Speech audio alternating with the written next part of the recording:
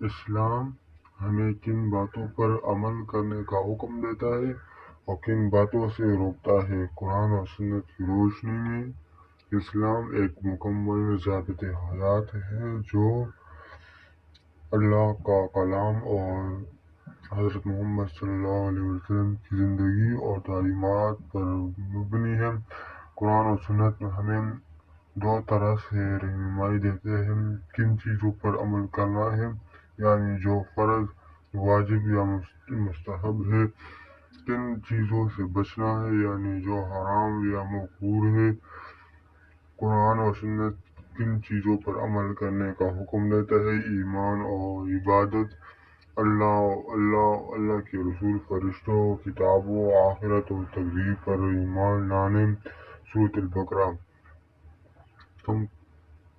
نماز قائم کرنا، روزہ رکھنا رمضان کے مہینے میں۔ سورۃ بقرہ۔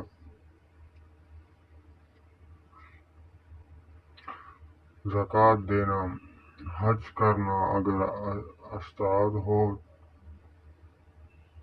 اخلاق، معاشرت، سچ بولنا، دیانت داری، عدل و انصاف، صبر، شکر، والدین سے حسن سلوک، پڑوسیوں، یتیموں اور مسکینوں کے حق ادا کرنا، امن، صلح اور بھائی چارہ قائم رکھنا، حقوق العباد، دوسرے کا مال ناحق نہ لینا، جھوٹ نہ بولنا، کسی کا دل نہ دکھانا، دوسروں کو فائدہ پہنچانا۔